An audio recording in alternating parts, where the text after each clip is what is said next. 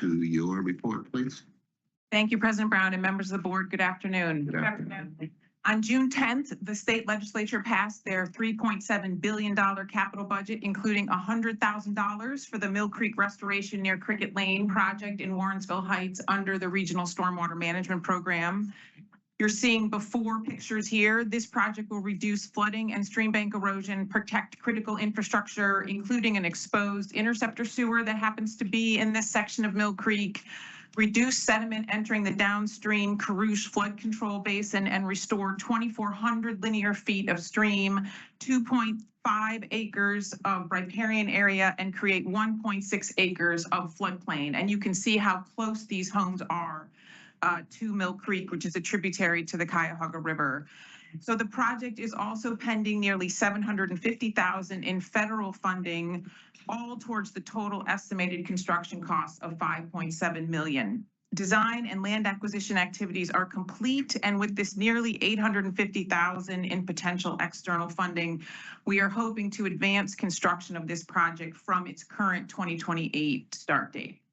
We want to thank State Senator Nikki Antonio and State Representative Juanita Brent for sponsoring and supporting this project through the state process. So that is wonderful work from our team. And then on Tuesday, June 16th, we welcome folks from the Great Lakes Compact Council and their regional science team for a talk and tour in the Domebrook watershed.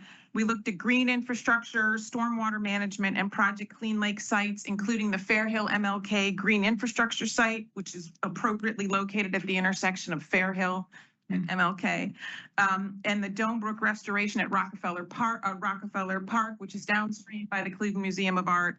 And then our SSMO team was able to open the shaft for the Doane Valley Tunnel in Ambler Park, and folks could take a look at that large and significant hatch into the shaft, a large infrastructure there. The compact involves all of the Great Lakes states and provinces and serves as a forum for their management and protection of the waters and the related natural resources across the Great Lakes Basin. So this was wonderful to have all these folks visit our infrastructure. And then on June 17th, we continued our 2-year partnership with HHW with a tour of Southerly. HHW Wise Pathways is a registered pre-apprenticeship program through Apprentice Ohio, creating supportive pathways for women to enter high-demand skilled occupations and industries by connecting them with apprenticeships and low to no-cost education and training opportunities. So Kate Rabarsek, who's an assistant superintendent, Brandy Reichman, assistant superintendent, CC Edwards, wastewater plant operator in training, all facilitated the tour, and then they participated in a panel discussion about their own career journeys. Andrea Taylor, a talent acquisition specialist, and John McGinnis, plant operations instructor, also provided a great overview. And there's the group that joined us. And we have a long-standing partnership with HHW. So this is a wonderful group of folks, and I appreciate our HR team facilitating this. And then finally, on June 24th, Robin Roop, our Director of Engineering and Construction, received the 2026 George Warren Fuller Award from the American Waterworks Association. This is a big deal. The George Warren Fuller Award is given annually to an AWWA member from each state section who embodies the engineering skills and constructive leadership of Mr. Fuller, who advanced water filtration technologies at the turn of the 20th century.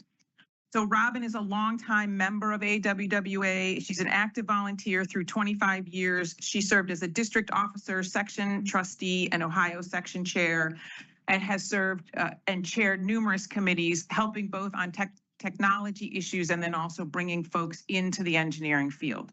So congratulations, Robin, and thank you for representing.